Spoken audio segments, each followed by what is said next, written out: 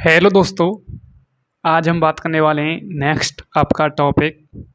हमने कैपेसिटेंस के बारे में जानकारी ले ली है और हमने उसके बारे में आपको बता दिया है कैपेसिटेंस क्या होता है, उसका फॉर्मूला भी बता दिया है। आज मैं उससे आगे यानी आपका थर्ड चैप्टर चालू हो चुका है, यूँ समझो। कल से ही हमने 2 चैप्टर इलेक्ट्रोस्टैटिक्स और पोटेंशियल चैप्टर यानी ख़त्म कर दिए। एक आपका विद्युत क्षेत्र यानी इलेक्ट्रिक फील्ड भी बोल सकते हैं, एक आपका विभव का टॉपिक, विभव व विभवांतर का टॉपिक भी हमने ख़त्म कर दिया है। ये आज तीसरे चैप्टर की दूसरी क्लास है। आज हम पढ़ेंगे चालक गोले की धारिता या विलगित चालक गोले की धारिता क्या होती है, उसकी हम डेरिवेशन की बात करेंगे और एक तो हम न्यूमेरिकल भी आपको कराएंगे, कैसे न्यूमेरिकल आते हैं इस पर ध्यान से देखो। तो देखते जाइए। सबसे पहले हम बात करते हैं चालक गोले की धारिता। ध्यान से देखते जाइए फुल फोकस के साथ। बोर्ड पर आपका पूरा फोकस होना चाहिए। बोर्ड पर यदि पूरा फोकस होगा आपका तो आज ही आपका ये टॉपिक यहीं पर क्लियर हो जाएगा। मैं दावे के साथ कहता हूँ ये फिजिक्स इतनी हार्ड नहीं है।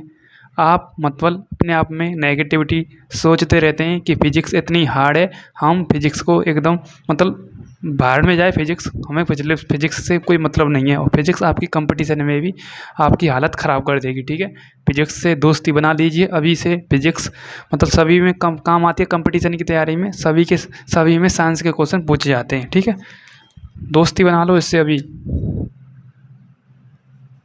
चालक गोले की धारिता।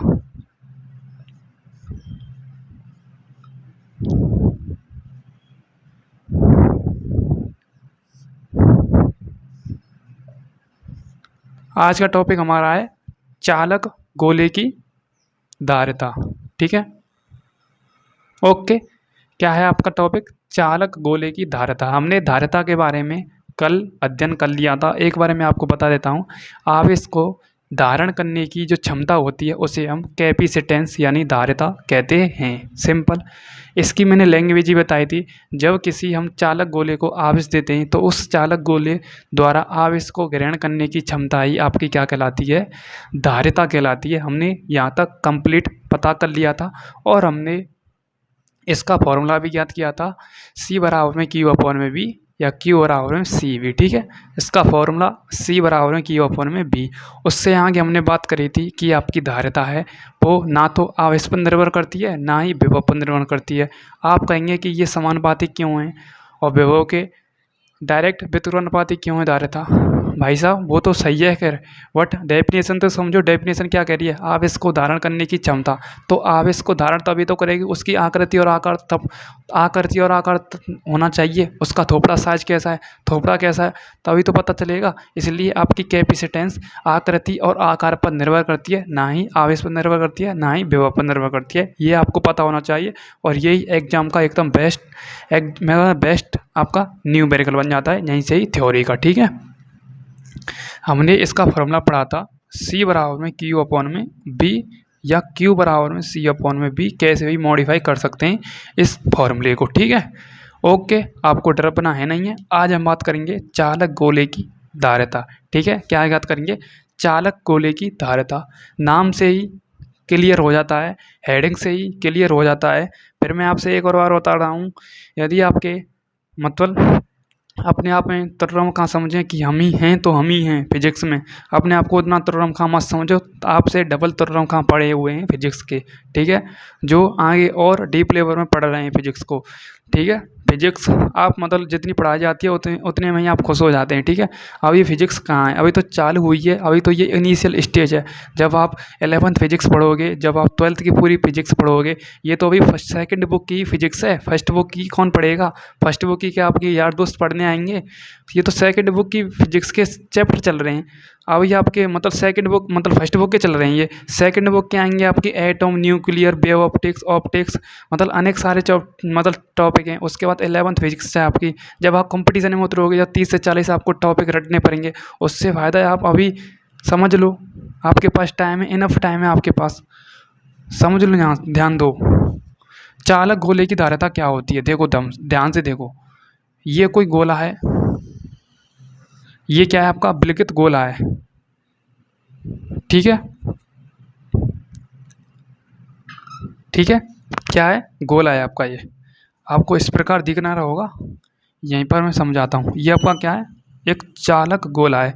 इसको मैंने प्लस का क्यू आवेश दे दिया, प्लस का क्या दे दिया, क्यू आवेश दे दिया। ओके, ये न्यू मत समझना कि प्लस है, ये प्लस का क्यू आवेश दे रहा हूँ मैं इसको, ठीक है। मैंने चालक और अचालक की कंडीशन आपको पहले बता दी थी। चालक जहाँ पर आवेश दिया जाता है वो उसकी, चालक गोले को जो आवेश दिया जाता है वो उसकी सरफेस पर एक समान रूप से वितरित हो जाता है, एक समान रूप से फैल जाता है। अचालक जहाँ पर हम आवेश देते हैं वहीं पर विद्यमान रहता है, ठीक है। और चालक हम सरफेस पर देंगे तो एक समान रूप से फैल जाएगा गोले की सरफेस पर। ये आपका क्या है, चालक गोला है। ये आपका सेंटर बिंदु ओ है, ओ, इससे इसकी रेडियस कितनी है, आर है, ठीक है।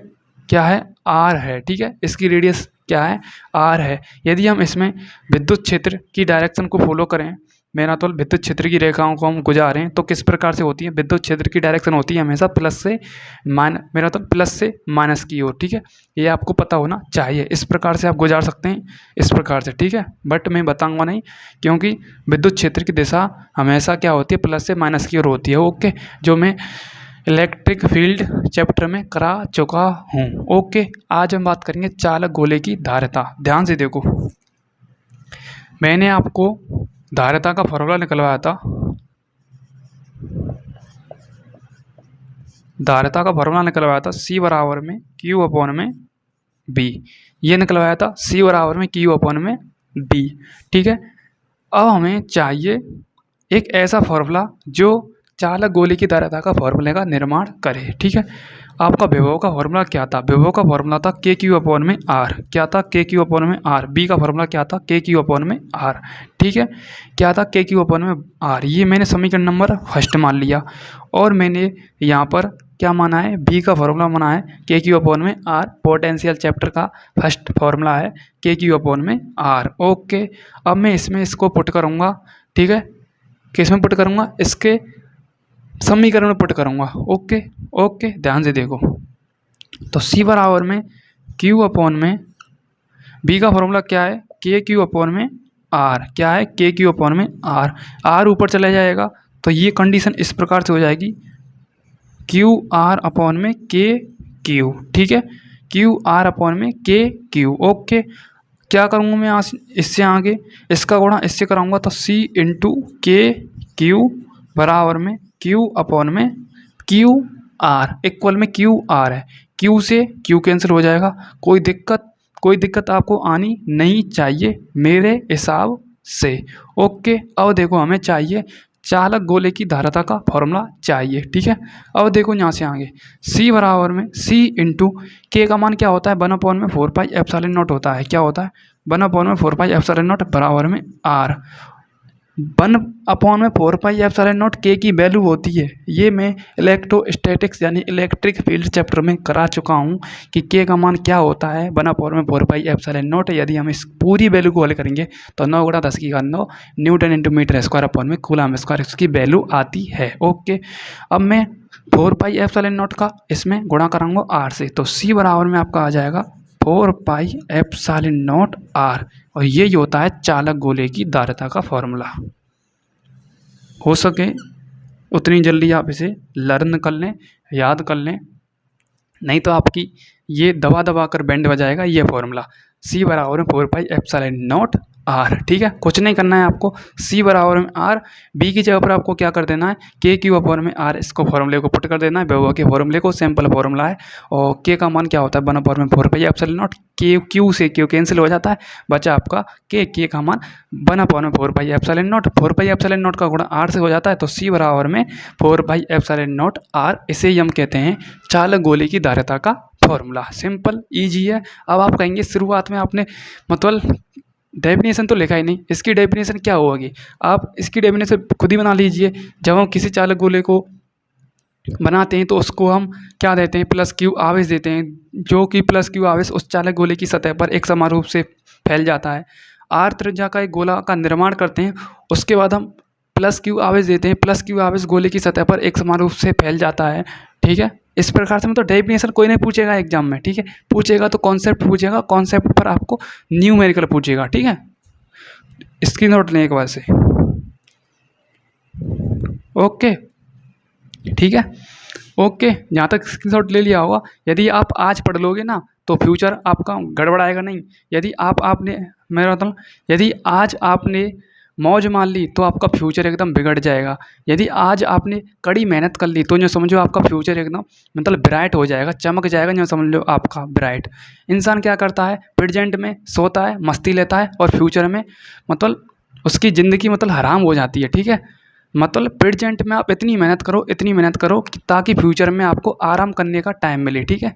फ्यूचर यदि आपको सुधारना है तो प्रेजेंट में आपको मेहनत करनी पड़ेगी। यदि आपने प्रेजेंट में मेहनत नहीं करी, आपने मतलब मौज मस्ती मारी, किसी के भी साथ मारी हो, तो आपका फ्यूचर यूँ समझो पता ही चल जाएगा जब आप 8-8 10-10 घंटे नौकरी करोगे जब, ठीक है। इसलिए किसी भी चीज़ पर फोकस करने के लिए दो आँख दी हैं भगवान ने, ठीक है। उन आँखों को बॉडी की तरफ नज़र मारिए, इधर उधर मत मारिए, ठीक है, ध्यान से। यहाँ से आगे अब मैं ग्राफ बताऊंगा, इसका ग्राफ कैसे आता है। बहुत देर हो गई, अब आपको पढ़ते ही नहीं है, ठीक है। पढ़ोगे तो इनसे आप दोस्ती बनाएं, इनसे आप दोस्ती बनाएंगे तो ये भी आपसे दोस्ती बना लेगी फिजिक्स, ठीक है। मैं आपसे मतलब यदि आपको कड़वी लगी हो तो क्षमा करना, ठीक है। ओके, ये आपका फॉर्मूला सी बराबर है 4πε0r। सीरियस मत लो फिजिक्स को, ठीक है। तो सी बराबर में 4πε0r, 4πε0r, ठीक है। मैं इसे डायरेक्ट लिख सकता हूँ 9 × 10⁻9 इंटू आर भी लिख सकता हूँ इसे, कोई दिक्कत नहीं है। अब देखो धारिता डायरेक्ट क्या है, आर के अनुक्रमानुपाती है, या आप समानुपाती भी बोल सकते हैं। क्या है, सी, या मैं डायरेक्ट लिख देता हूँ, सी को धारिता कहते हैं, आर को रेडियस कहते हैं, त्रिज्या।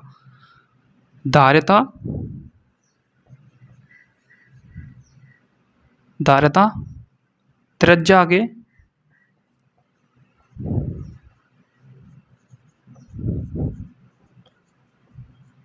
समानुपाती है। क्या है, समानुपाती है, ठीक है।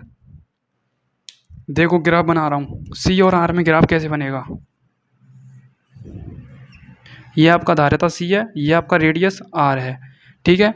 अब देखो मैं आपको एक कंडीशन समझा रहा हूँ, ध्यान से देखो। यदि x डायरेक्ट y के समानुपाती है तो ग्राफ स्ट्रेट लाइन का निर्माण होता है इस प्रकार से। यदि x डायरेक्ट 1/y के क्या व्युत्क्रमानुपाती है तो ग्राफ कुछ इस प्रकार से बनता है, लघुआ मार जाता है, इस प्रकार से ढला हुआ ग्राफ आता है, ठीक है। ये आपको बेसिक पता होना चाहिए, ठीक है। उसी प्रकार से C डायरेक्ट R के क्या समानुपाती है, स्ट्रेट लाइन, इस प्रकार से स्ट्रेट लाइन का निर्माण होगा। ये है धारिता और उसकी रेडियस में ग्राफ। ओके, आप एक बार इसका भी स्क्रीनशॉट लें, ठीक है। ठीक है, बहुत से मान्य मूर्ति बैठे होंगे, सी का ही नहीं पता होगा, आर का मतलब ही नहीं पता होगा, लिख देता हूँ, नहीं तो रात भर दर्द मारेगा पेट में, ठीक है। सी को कहते हैं धारिता, आर को कहते हैं त्रिज्या, रेडियस, ठीक है। यही रेडियस है इसकी, ठीक है।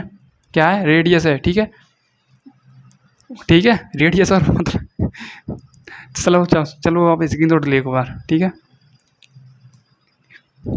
ठीक है, ले लिया होगा स्क्रीनशॉट। चलो आगे, चलो चलते हैं।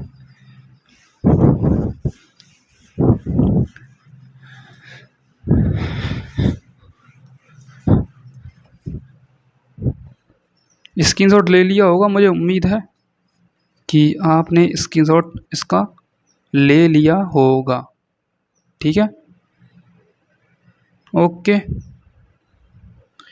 अब देखो मैं आपके लिए एक इम्पोर्टेंट क्या कराने जा रहा हूँ, न्यूमेरिकल कराने जा रहा हूँ, थोड़ा फोकस बनाए रखिएगा। देखो आपकी एनसीईआरटी का मैं मतलब एक क्वेश्चन करा रहा हूँ, ध्यान से। पृथ्वी को एक गोला मान लिया जाए, क्या मान लिया जाए, पृथ्वी को एक गोला मान लिया जाए। देखो पृथ्वी की आकृति कुछ इस प्रकार से होती है। अब आप कहेंगे पृथ्वी की आकृति गोल नहीं होती है, बिल्कुल गोल नहीं होती है। हमारा भी थोपड़ा कहीं से दुचका हुआ होता है, कहीं से थोपड़ा पिचका हुआ होता है, उसी प्रकार से हमारी पृथ्वी भी कहीं से पिचकी हुई होती है, इसलिए इसका आकार जियोड होता है, जियोड शेप में होता है, ठीक है। ठीक है, ये मैं बना रहा हूँ गोल, ठीक है, समझो। यदि हम पृथ्वी को एक चालक गोला मान लें, चालक गोले पर मैंने क्या दे दिया, प्लस का क्यू आवेश दे दिया, प्लस का क्यू आवेश दे दिया। इस प्रकार से इसकी सरफेस पर एक समान रूप से क्या हो गया, वितरित हो गया। ठीक है, ये इसकी क्या है, सेंटर बिंदु ओ है, सेंटर पॉइंट ओ है, ये इसका क्या है, रेडियस आर है। ठीक है, इतना तो आपको पता होना चाहिए। आगे बोल रहा है पृथ्वी का गोला मानकर चालक मानते हुए इसकी धारिता की गणना कीजिए। पृथ्वी की त्रिज्या दे रखी है उसने। अब मुझे आप पृथ्वी की त्रिज्या का मान बताएंगे कितना होता है। जल्दी कमेंट में आप मुझे एक क्वेश्चन का सटीक आंसर बताना कि पृथ्वी की रेडियस का मान कितना होता है, मुझे आप कमेंट में बताएंगे। ठीक है, यदि आपको ये सवाल नहीं पता हो ना तो जो समझो फिजिक्स आपको नहीं पता होगी। ये 9th और 10th क्लास का एक बेस क्वेश्चन है। ठीक है, पृथ्वी की रेडियस कितनी होती है। ठीक है, कमेंट हो गए। अब उसने पृथ्वी की त्रिज्या का मान दे रखा है, यानी आर का मान दे रखा है उसने। कितना दे रखा है, आर का मान दे रखा है उसने 6.4 गुणा 10 की घात 6।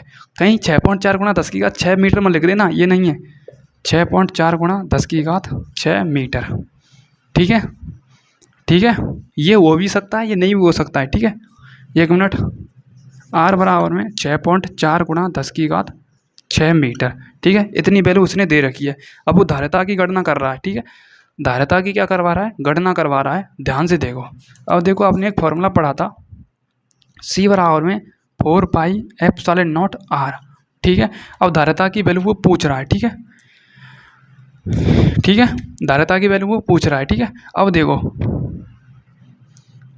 सी बराबर में 4 इंटू पाई की वैल्यू होती है 22/7, एप्सिलॉन नॉट की वैल्यू होती है 8.85 गुणा 10 की घात माइनस का 9। ठीक है, क्या होती है, 10 की घात माइनस का 12 होती है। ठीक है, 10 की घात 12 होती है। उसके बाद इंटू में आर की वैल्यू उसने दे रखी है 8.4 6.4 गुणा 10 की घात 6 मीटर। ठीक है, इतनी उसने वैल्यू दे रखी है हमारे न्यूमेरिकल में। ठीक है, यदि मैं इस पूरी वैल्यू को मैं इसको हल करूँगा यहाँ से लेके यहाँ तक, यानी 4 पाई एप्सिलॉन नॉट की मैं वैल्यू को हल करूँगा तो इसका डायरेक्ट मान आता है 9 गुणा 10 की घात 9 इंटू में दे रखा है आपका 6.4 गुणा 10 की घात 6। ये तो आपका लल्लू सवाल है। ठीक है, ओके। जब अनुपात में बनेगा ना सवाल, जब आपकी जो समझो सांस चलेंगी। ठीक है, अब देखो कैसे हम हल करेंगे। देखो, सी बराबर में 9 गुणा 10 की घात, मेरा तो 6.4 गुणा प्लस प्लस है, पॉजिटिव पॉजिटिव है, तो 9 और 6 कितने होते हैं, 15 होते हैं। तो 10 की घात क्या आ जाएगा, 15। ठीक है, पॉइंट लगा हुआ है, एक पॉइंट नीचे जाएगा तो एक यहाँ से 0 कम हो जाएगी, यानी 10 की घात 14 आ जाएगी। पॉइंट खत्म होगा तो 10 की घात 14 एक मतलब पॉइंट हटेगा तो घात एक कम हो जाती है। तो अब 64 इंटू 9 कराएंगे तो कितना आता है, तो सी बराबर में 9 चुक 36, 9 पंजे 45, 45 और 3 48, 486 गुणा 10 की घात क्या आता है, 14 आ जाता है। ठीक है, ले एक बार स्क्रीनशॉट लें इसका भी।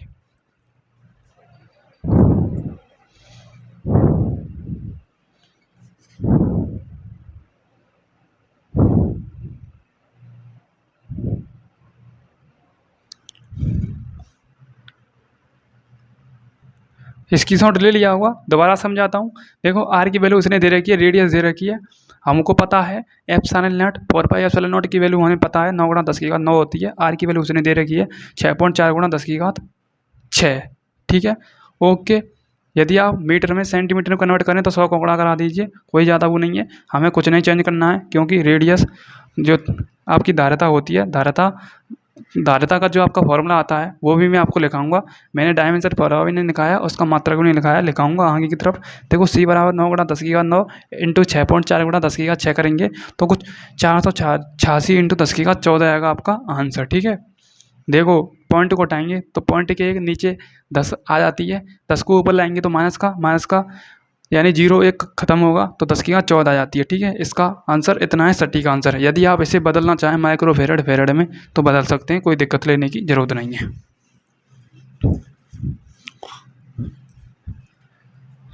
Okay,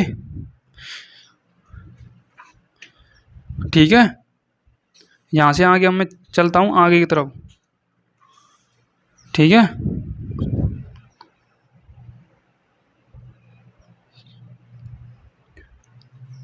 okay. अब देखो, कल मैंने भूल गया था, मैं ध्यान से देखो, सी बराबर में क्यू अपॉन में बी। इसके मात्रा की बात करेंगे, इसका सबसे बड़ा सी एस में स्टेट फेरेड होता है, जिसकी वैल्यू 9 गुणा 10 की घात 11 होती है। ठीक है, स्टेट फेरेड सबसे बड़ा मात्रक है इसका। चलो हम बाद में लिख लेंगे। सबसे पहले हम इसके डायमेंशन फॉर्मूले की बात करते हैं, फिर बात करेंगे इसके मात्रक की, ठीक है। सबसे पहले हम धारिता का मात्रक निकालते हैं। देखो कूलाम का क्या होता है, आवेश का कूलाम होता है, यानी कूलाम का ये आवेश, आवेश का कूलाम, इसका मात्रक होता है कूलाम, ठीक है। ठीक है। विभव का क्या होता है, विभव बराबर में होता है कार्य बट्टे आवेश। क्या होता है, कार्य बट्टे आवेश। आवेश एक ऊपर चले जाएगा तो इसका भी सी हो जाएगा, ठीक है। तो कूलम स्क्वायर अपॉन में डब्ल्यू हो जाएगा, ठीक है। 1 मिनट के लिए हम इसको दोबारा से ही लगते हैं। तो सी बराबर में क्यू अपॉन में बी। विभव का फॉर्मूला होता है बी बराबर में, विभव बराबर में 1 मिनट कार्य बट्टे आवेश होता है, ठीक है। बी बराबर में डब्ल्यू बट्टे क्यू शुरू में लिखा जाता, तो डब्ल्यू क्यू ऊपर जाएगा, इसमें गुणा हो जाएगा, ठीक है। तो सी बराबर में क्यू स्क्वायर अपॉन में डब्ल्यू, ठीक है। तो कूलम स्क्वायर अपॉन में, तो कूलम स्क्वायर अपॉन में, अब डब्ल्यू का लिखें हम, कार्य बराबर में होता है बल इंटू विस्थापन, एफ डॉट एस, ठीक है। बल का क्या होता है न्यूटन, विस्थापन का क्या होता है मीटर, क्या होता है मीटर, तो न्यूटन इंटू मीटर, ठीक है। इसलिए ये आ जाएगा newton into metre, coulomb square upon में न्यूटन इंटू मीटर, ठीक है। स्क्रीनशॉट लें एक बार इसका भी।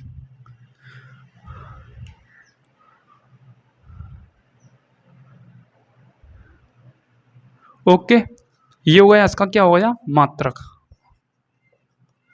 ठीक है। अब यहाँ से आगे बात करते हैं डायमेंशन फॉर्मूले की, ठीक है। डायमेंशन फॉर्मूला क्या आता है, कूलम का क्या होता है A1 T1 होता है, डबल है तो A2 और T2 हो जाएगा, ठीक है। डबल है तो A2 और T2 होता है। लिख देता हूँ, बहुत सी मान मूर्ति के समझ में नहीं आया होगा, कूलम का डायरेक्ट कैसे लिख दिया ये समझ में नहीं आया। कूलम का बीम में सूत्र A1 और T1 होता है, और पैक और कैपिटल क्वेश्चन वाई का था पैक कर देते हैं, दिख नहीं रहा होगा मुझे उम्मीद है। चलो यहाँ पर लिख देते हैं, कूलम का विमीय सूत्र ए की पावर 1 और टी की पावर 1 होता है, कैपिटल कोष्टक में बंद कर देते हैं। ये विमीय समांगता का सिद्धांत कहता है, हम विमीय सूत्र का निर्माण कर देते हैं तो उसे कैपिटल कोष्टक में बंद भी करना चाहिए, ठीक है। अपॉन में न्यूटन, बल का क्या होता है, बल का मात्रा के न्यूटन होता है। बल का dimension formula m1 L1 T-2 होता है, m1 L1 T-2 होता है। इन टू में आपका दे रखा है मीटर, मीटर का क्या होता है L1, क्या होता है L1, ठीक है। क्या होता है L1, ठीक है। कोई गलती तो नहीं कर रहे हैं हम, हाँ कोई गलती नहीं कर रहे, चलो ठीक है। तो A2 और T2 अपॉन में M1 L1 L1 समान है, तो L2 हो जाएगा यहाँ पर, और T-2। और मैं डायरेक्ट बताता ना, डायरेक्ट भी बता सकता, क्योंकि कार्य और एनर्जी का विमीय सूत्र और मात्रक भी सेम होता है। विमीय सूत्र M1 L1 L2 T-2 होता है। ऊपर जाएगा तो सभी ये क्या हो जाएंगे पॉजिटिव है तो नेगेटिव हो जाएंगे, जो पॉजिटिव है वो नेगेटिव हो जाएगा, जो नेगेटिव है वो पॉजिटिव हो जाएगा। तो ध्यान से देखो, तो M-1 हो जाएगा, L-2 हो जाएगा और T2 हो जाएगा। उसके बाद ऊपर पहले से ही हाजिर है A2 और T2, ठीक है। तो M-1 L-2 और T-4 हो जाएगा और A2 हो जाएगा। ये है 12 माइनस का 12 42। डायमेंशन फॉर्मूला लिख लो,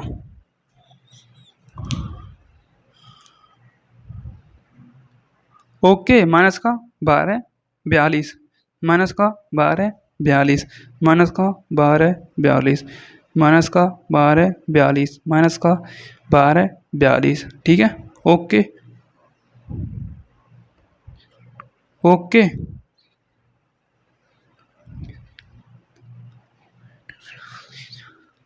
ठीक है। लिखो ध्यान से आगे, इम्पोर्टेंट, CGS में धारिता की इकाई, CGS में कैपेसिटेंस की इकाई, धारिता की इकाई स्टेट फैराड होती है। क्या होती है, स्टेट फैराड होती है, स्टेट फैराड होती है, ठीक है। इसकी वैल्यू होती है 9×10⁻11, ठीक है। लिख लो इसे, कोई दिक्कत, ठीक है, ठीक है। स्टेट फैराड भी लगा सकते हैं आप, ठीक है, मत लगाओ, कोई दिक्कत नहीं है, ठीक है। अब आता है आपका नेक्स्ट, कुछ व्यवहारिक मात्रक आते हैं, उनको भी लिख लीजिए। कुछ व्यवहारिक मात्रक, जैसे आता है आपका 1 पिकोफैरड, माइक्रोफेरड, 1 माइक्रोफेरड, 1 नैनोफेरड,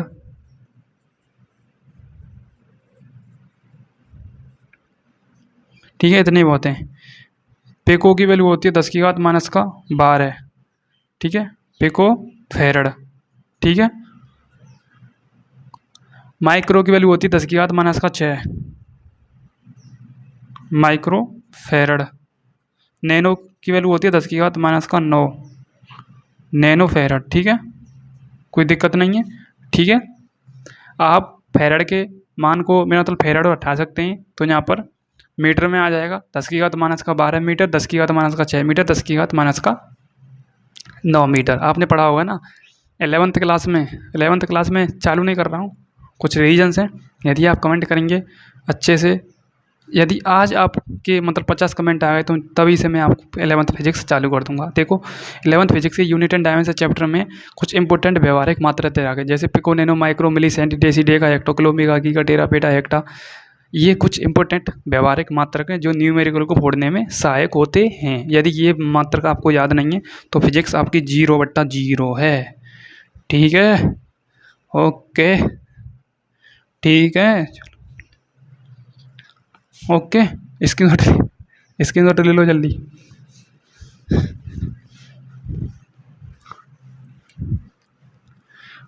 माध्यम की उपस्थिति में धारिता का मान ज्ञात करते हैं, देखो ध्यान से।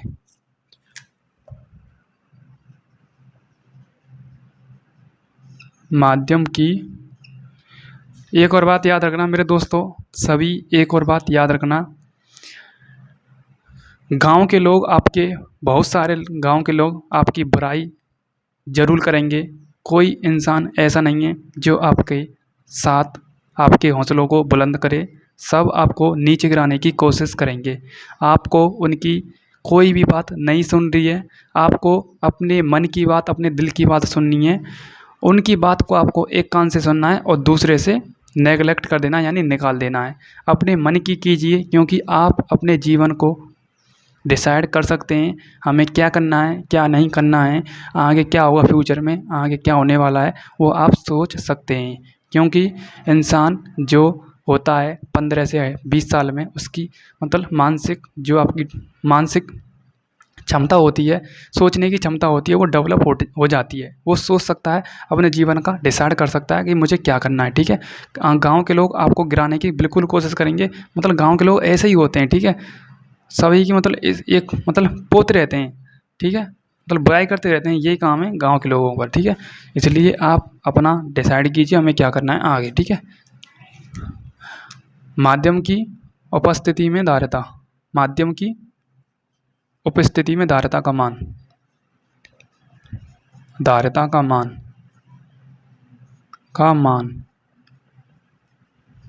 ठीक है, मीडियम की उपस्थिति में निकालेंगे। अब आपको इलेक्ट्रोस्टैटिक चैप्टर का यदि एक फार्मूला पता होगा, परावैद्युतांक का मैंने एक फार्मूला निकलवाया था, कुछ इस प्रकार से था, एप्सिलॉन आर बराबर में एप्सिलॉन एम अपॉन में एप्सिलॉन। ये कुछ इस प्रकार का मैंने फार्मूला निकलवाया था, ठीक है। हम इसे एप्सिलॉन नॉट भी बोल सकते हैं, ठीक है, एप्सिलॉन नॉट भी बोल सकते हैं, कोई दिक्कत नहीं है। अब देखो ये क्या क्या चीज़ होती है यहाँ पर, इसी से आपका ये फार्मूला निकल के आएगा माध्यम की उपस्थिति में धारिता का, ठीक है। देखो एप्सिलॉन आर का मान क्या होता है, परावैद्युतांक होता है आपका ये। एप्सिलॉन एम की होती है माध्यम की विद्युतशीलता, ठीक है, और एप्सिलॉन नॉट होती है निर्वात की विद्युतशीलता, ठीक है। एक बार इसे गायब कर दो, कोई दिक्कत नहीं है, तब भी बोल सकते हैं हम निर्वात की विद्युतशीलता, ठीक है, एप्सिलॉन, ठीक है। देखो धारिता का फॉर्मूला, चालक की धारिता का हम यूज करेंगे इसमें, चालक गोले की धारिता से, चालक गोले की धारिता से फॉर्मूला C बराबर में 4 पाई एप्सिलॉन नॉट आर। हमें चाहिए माध्यम की उपस्थिति में धारिता का मान चाहिए हमें, तो माध्यम की उपस्थिति में निकालते हैं, माध्यम की उपस्थिति में धारिता, उपस्थिति में धारिता, माध्यम की उपस्थिति में कुछ नहीं होगा, एप्सिलॉन नॉट की जगह पर एप्सिलॉन आर आ जाएगा, एप्सिलॉन एम आ जाएगा, क्योंकि माध्यम ही मीडियम होता है। ओके, ये आपको पता होना चाहिए। तो एप्सिलॉन 4 पाई एप्सिलॉन एम और आर आ जाएगा। ठीक है, ये समीकरण आपका क्या हो गया, फर्स्ट हो गया। ठीक है, अब हम ज्ञात करेंगे पराविद्युतांक। पराविद्युतांक की समीकरण इसी से हम यूज लेंगे, परावैद्युतांक से। परावैद्युतांक से यही इसका फॉर्मूला होता है परावैद्युतांक का, एप्सिलॉन आर अपॉन में एप्सिलॉन एम अपॉन में एप्सिलॉन। ठीक है, हमें एप्सिलॉन एम की वैल्यू चाहिए तो गुणा कराते हैं, तो एप्सिलॉन एम बराबर में एप्सिलॉन इंटू एप्सिलॉन आर, ये होता है आपका समीकरण नंबर सेकंड। समीकरण सेकंड के मान को समीकरण फर्स्ट में पुट करेंगे, एप्सिलॉन एम के मान को इसमें पुट करेंगे। तो देखो आगे समीकरण सेकंड के मान को फर्स्ट में, ठीक है, समीकरण सेकंड के मान को फर्स्ट में, यानी एप्सिलॉन एम के मान को इसमें पुट करना है हमें, तभी आपकी आ जाएगी माध्यम की उपस्थिति में धारिता की वैल्यू। तो सी बराबर में 4 पाई एप्सिलॉन एम की वैल्यू कितनी है, एप्सिलॉन नॉट भी बोल सकते हैं इसे, एप्सिलॉन नॉट भी बोल सकते हैं, कोई दिक्कत नहीं है, नॉट लिख लो, चलो नॉट लिख लो, मतलब आपकी खुजली चल रही होगी दिमाग में टेंशन चल रही होगी, नोट क्यों नहीं लिखा, नोट क्यों नहीं लिखा, जब निर्वात बोल रहे हैं तो नोट क्यों नहीं, चलो हम लिख लेते हैं, कोई दिक्कत नहीं है, चलो चलो चलो चलो लिख लेते हैं। ठीक है, ओके, कोई दिक्कत नहीं है, ठीक है, लिख लिया हमने, लिख लिया आप, ठीक है, ओके। समीकरण सेकंड में रखेंगे हम, देखो ध्यान से, ठीक है, फिलहाल तो हमें एप्सिलॉन एम ही लिखना है यहाँ पर, ठीक है, ओके। एप्सिलॉन एम की जगह पर लिखेंगे अब हम इसका मान, तो 4 pi epsilon naught epsilon r और कैपिटल आर। ठीक है, अब इसे ऐसा व्यवस्थित करिए, ऐसा व्यवस्थित कीजिए कि के का मान इसमें सेट हो जाए, के का मान इसमें सेट हो जाए, 4 पाई एप्सिलॉन नॉट बन जाए, क्या बन जाए, 4 पाई एप्सिलॉन नॉट बन जाए। ठीक है, क्या बन जाए, 4 पाई एप्सिलॉन नॉट बन जाए। ठीक है, बट 4 पाई एप्सिलॉन नॉट बिल्कुल नहीं बनेगा, इसमें बनेगा इसका मान सी बराबर में 4 पाई एप्सिलॉन नॉट आर का, जो चालक गोले की धारिता का फॉर्मूला आया था ना, हमें ये सेट करना है 4 pi epsilon not are.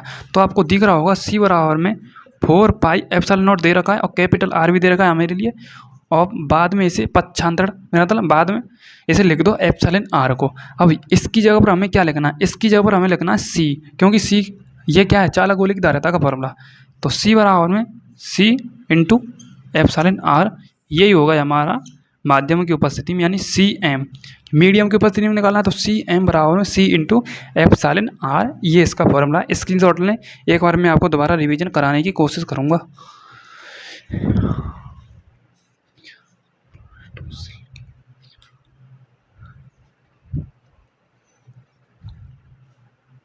Okay, ठीक है, अब इसे कैसे भी लिख सकते हैं हम, मतलब इसे एप्सिलॉन आर की भी वैल्यू निकाल सकते हैं आप, मतलब डिवाइड करके इधर इधर इसमें भाग दे दीजिए, किसमें, इसका भाग दे दीजिए, तो एप्सिलॉन आर की भी वैल्यू निकल आएगी, एप्सिलॉन आर की वैल्यू सी एम अपॉन में सी, सिंपल। ठीक है, दोबारा देखो, देखो हमें माध्यम की उपस्थिति में क्या चाहिए, धारिता का मान चाहिए था। ठीक है, तो चालक गोले की धारिता का फॉर्मूला क्या था, 4 पाई एप्सिलॉन नॉट आर था। ठीक है, अब माध्यम की उपस्थिति में धारिता का मान हमें चाहिए, क्या चाहिए, 4 पाई एप्सिलॉन नॉट की जगह पर एप्सिलॉन एम लिख देंगे, एम का मतलब मीडियम। ठीक है, मीडियम यानी माध्यम की उपस्थिति में निकालना है हमें, तो 4 पाई एप्सिलॉन नॉट की जगह एम और आर, समीकरण नंबर फर्स्ट मान लिया। अब परावैद्युतांक से हमने इलेक्ट्रोस्टैटिक्स चैप्टर यानी इलेक्ट्रिक फील्ड चैप्टर में मैंने एक चैप्टर में एक आपको मतलब टॉपिक कराया था परावैद्युतांक। ठीक है, तो इसका फॉर्मूला आया था एप्सिलॉन आर बराबर में एप्सिलॉन एम अपॉन में एप्सिलॉन नॉट भी लिख सकते हैं, कोई दिक्कत नहीं है। ठीक है, एप्सिलॉन नॉट भी लिख सकते हैं इसे। ठीक है, हमें चाहिए एप्सिलॉन एम की वैल्यू ताकि इसमें पुट कर जाए। ठीक है, पुट हो जाए तो एप्सिलॉन एम बराबर में इसका गुणा करा देंगे इसमें, तो epsilon not into epsilon R, समीकरण नंबर सेकंड। हमें क्या किया है, समीकरण सेकंड के मान को समीकरण नंबर फर्स्ट में पुट कर दिया है, यानी एप्सिलॉन एम के मान को समीकरण नंबर फर्स्ट में पुट कर दिया है। तो सी बराबर में 4 pi as it is, epsilon M की जगह पर ये लिख दिया epsilon not into R, epsilon naught और एप्सिलॉन आर इंटू दे रखा है आपका कैपिटल आर पहले से ही। ठीक है, आपको पता होगा 4 पाई एप्सिलॉन नॉट आर का मान क्या होता है, 4 पाई एप्सिलॉन नॉट का मान होता है सी होता है, तो बचा आपका एप्सिलॉन आर लिख देंगे पहले ही। ठीक है, और ये माध्यम की उपस्थिति में निकालना है तो सी एम यानी माध्यम यानी मीडियम, तो सी एम बराबर में सी इंटू एप्सिलॉन आर, इसे ही कहते हैं माध्यम की उपस्थिति में धारिता का मान। ठीक है, धारिता का मान। अब आज का टॉपिक आपका यहीं पर क्या होता है, स्टॉप होता है। क्या होता है, स्टॉप होता है। कल से मैं संधारित्र टॉपिक चालू करूँगा। ठीक है, संधारित्र टॉपिक चालू करूँगा मैं कल से। ठीक है, और इसमें और मैं आपको एक दो इम्पोर्टेंट डेरिवेशन कराने की पूरी कोशिश करूँगा जो कि आपके 12th लेवल से ऊपर लेवल के होंगे वे। ठीक है, ठीक है, आपके लिए ही इम्पोर्टेंट रहेंगे वे, आपके लिए ही इम्पोर्टेंट बन जाएंगे वे, ताकि आपको और कंपटीशन की तैयारी करने में इतना हार्ड वर्क करना नहीं पड़े, यहीं से आप सीख करके जाएं। ठीक है, आज की क्लास कैसी लगी मुझे कमेंट में आप ज़रूर बताएंगे। मिलता हूँ नेक्स्ट क्लास के साथ। Thank you so much, love you all, जय हिंद, जय भारत। स्क्रीनशॉट लेने आप, थैंक यू।